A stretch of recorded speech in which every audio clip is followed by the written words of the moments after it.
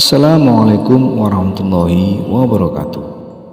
Halo, jumpa lagi di channel DJ Stories. Sobat Creeper, kisah kali ini saya dapatkan dari sebuah akun Twitter dengan judul Ojo Melu. Namun sebelum mengawali cerita tersebut, Mimin menyampaikan kalian bisa langsung kunjungi akun bernama @freddy_raskin. Maka tanpa panjang lebar lagi, langsung saja simak ke cerita.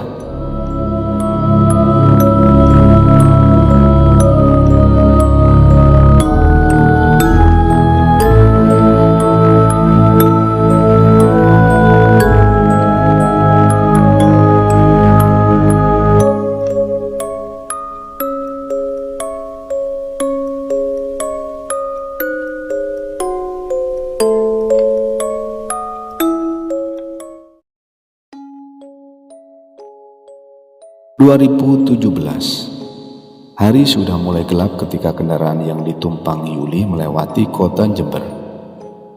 Sebelum tengah malam, dia menargetkan bisa sampai di pusat kota Malang. Kalau harus melewati jalan biasanya, kemungkinan lepas tengah malam dia baru sampai di kota tujuan. Coba lewat jalan tembusan ya dek. Mas Anto yang duduk di kursi kemudi menawari Yuli agar bisa mempersingkat jalur. Karena kurang paham dengan rute jalan, Yuli hanya mengangguk saja. Di sebelahnya, Ricky tertidur pulas. Bocah itu sepertinya memang sudah menahan kantuk sejak berangkat. Jalanan aspal yang awalnya ramai kini mendadak sepi.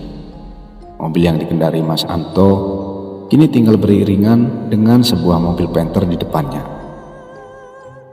Sampai di sebuah persimpangan, mobil Panther itu memilih berbelok ke kanan, sedang Mas Anto membanting setir ke arah kiri. Kata temanku lewat sini ya dek. Mas Anto kembali menjawab sambil melirik keluar jendela yang mulai gelap. Yuli menjawab pelan lalu melirik keluar jalan. Aspal mulai menciut. Kini hanya seukuran satu mobil saja. Pepohonan Tanjung melambai di sepanjang jalan. Sekitar 5 menit berjalan, suasana jalan terasa semakin gelap. Tak ada satupun kendaraan yang berpapasan dengan mobil Mas Anto. Mata Yuli nyaris tak bisa menangkap apapun selain jalan yang disinari lampu mobil.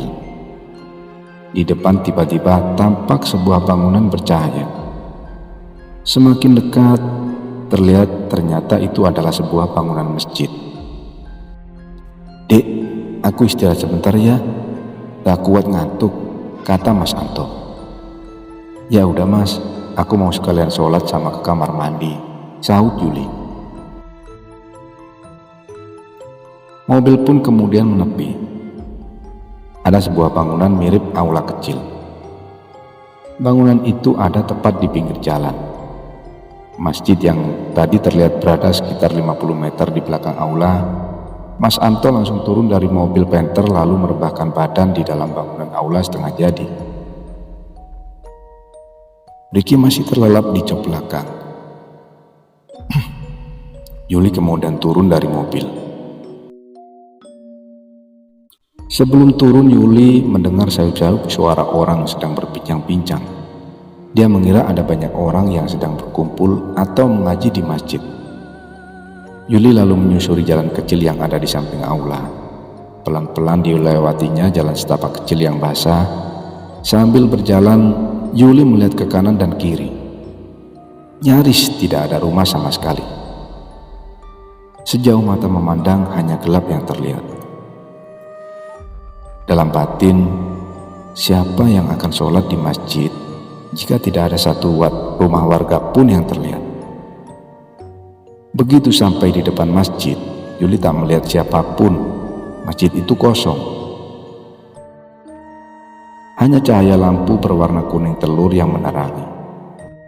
Yuli mengelilingi masjid, tapi tak menemukan satupun orang di bangunan bercat putih itu. Yuli lalu pergi menuju kamar mandi masjid yang ada di dekat sungai kecil di samping masjid. Tak ada lampu penerangan di sana, hanya sedikit pantulan cahaya dari masjid. Yuli ingin mencuci muka dan buang air kecil di sana.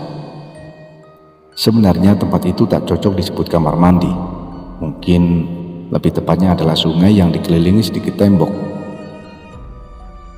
Dengan hati-hati Yuli mencari bagian sungai yang agak dangkal agar bisa jongkok dan buang air kecil.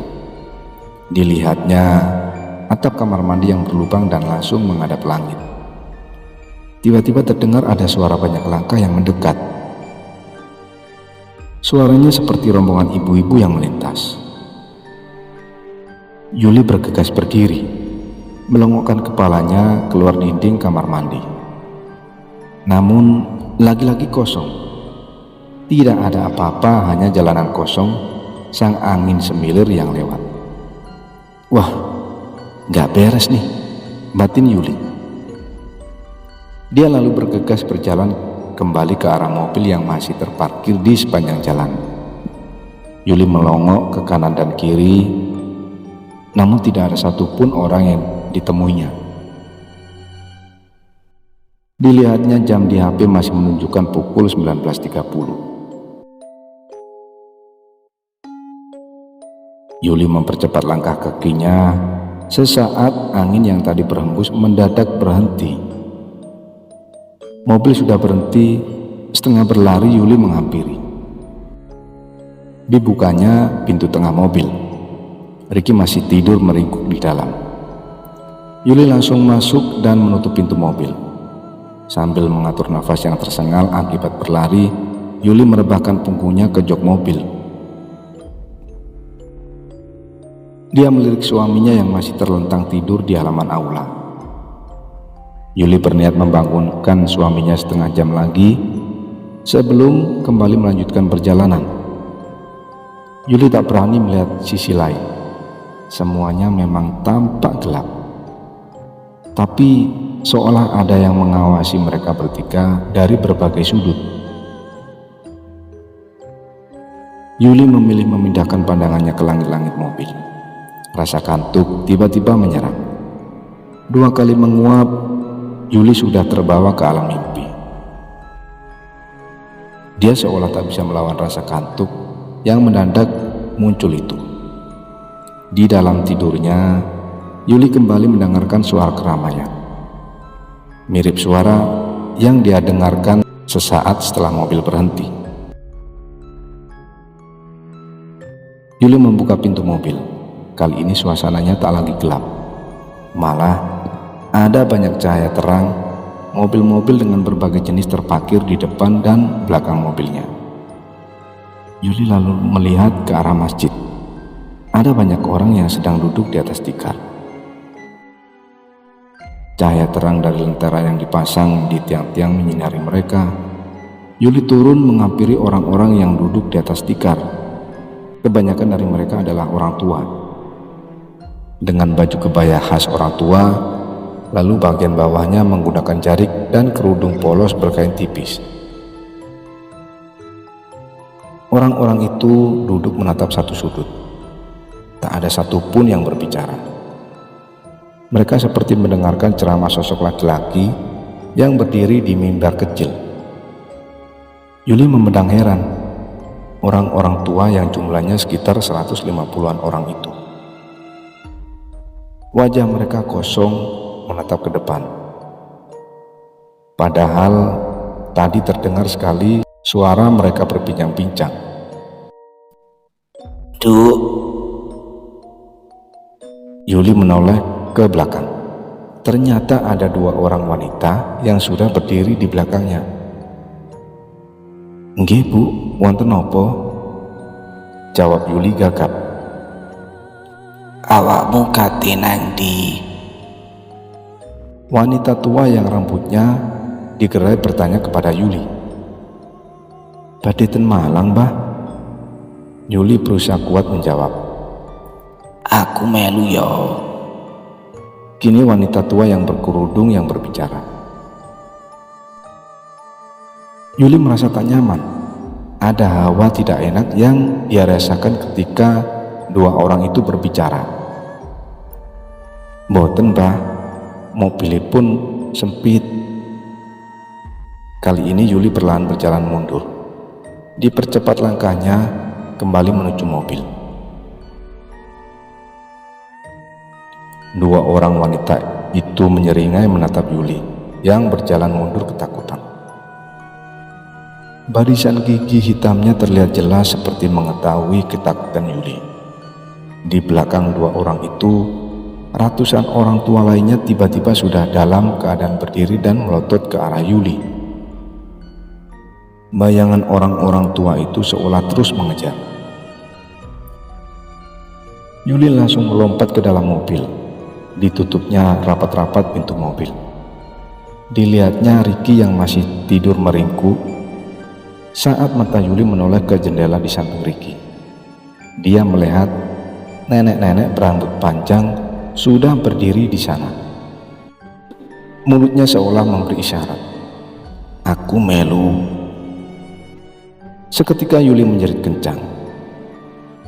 Dipejamkan matanya sambil menutup telinga dan ternyata kejadian itu hanya mimpi.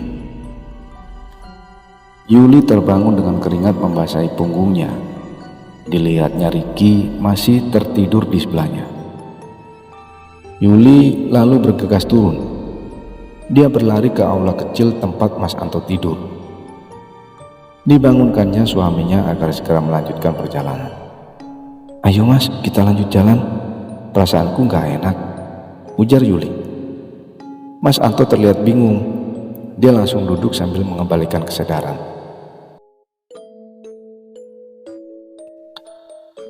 Yuli mengamati ruang aula kecil yang digunakan Mas Anto tidur. Bangunannya setengah jadi. Ada bagian dinding belakang yang tampak belum utuh. Di atasnya ada sebuah bungkusan janur yang berisi tangkai-tangkai padi. Yuli mengamati benda mirip sesajen itu dengan secara seksama. Di bawahnya ada jajaran bunga mawar segar yang tampak seperti baru rontok dari bunganya. Setelah kesadarannya cukup pulih, Mas Anto langsung berdiri. Dikeluarkannya HP dari sakunya, lalu menyalakan senter. Yuli berjalan di belakang sambil memegangi kaos belakang suaminya. Tangan Mas Anto terus menyentri jalan yang ada di depannya. Ketika mendekati mobil, tiba-tiba Yuli menjerit.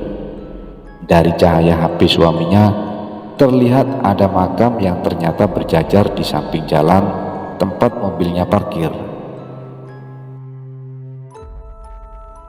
Jumlahnya tak hanya 1-2, tapi ratusan dengan nisan yang ukurannya bermacam-macam. Makam-makam itu terlihat seperti makam baru. Melihat pemandangan itu, Mas Anto tampak ikut khawatir. Dia merasa ada sesuatu yang tidak beres dengan tempat itu. Maka tanpa berbicara, ditariknya tangan Yuli agar segera bergegas masuk ke dalam mobil. Mas Anto langsung menghidupkan mesin mobil. Yuli memilih duduk di belakang. Ternyata Ricky sudah bangun, dalam posisi duduk seperti anak kebingungan. Wajahnya menatap bingung keluar jendela. Yuli mendekati Ricky lalu berusaha menutup jendela mobil di sampingnya yang terbuka separuh. Duk. Yuli mendongak mendengar seperti ada yang memanggilnya. Aku melu, kata suara itu lagi. Yuli tersentak mendengar suara itu. Matanya melihat nenek-nenek yang menggunakan kerudung sedang berdiri tersenyum di balik jendela. Mulut Yuli menganga kaku.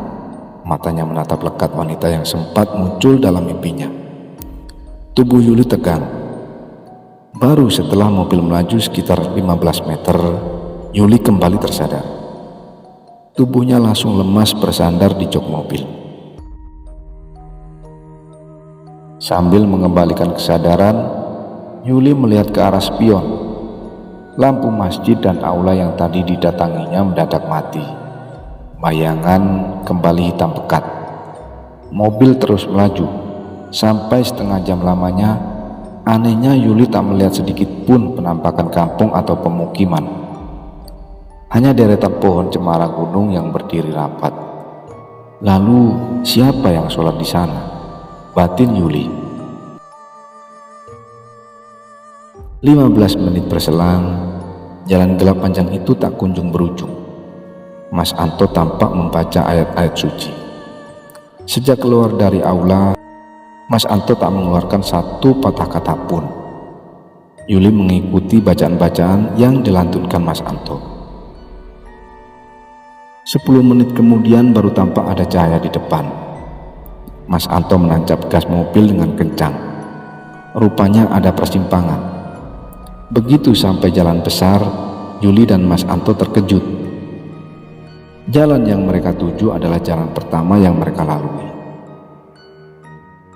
Penanda jalan yang ada semuanya benar-benar sama. Tanpa pikir panjang, Mas Anto mengambil jalur kiri. Dia memilih menggunakan jalur reguler yang memang biasanya digunakan untuk menuju kota Malang. Di tengah jalan, keterkejutan mereka berdua sepertinya belum selesai. Tak sengaja Mas Anto mendahului sebuah mobil Panther. Ketika berada di sebelah mobil itu, Yuli mengamati kendaraan yang sama dengan sebelumnya sempat berada di depannya ketika akan memilih jalur pintas di awal perjalanan. Dan selesai.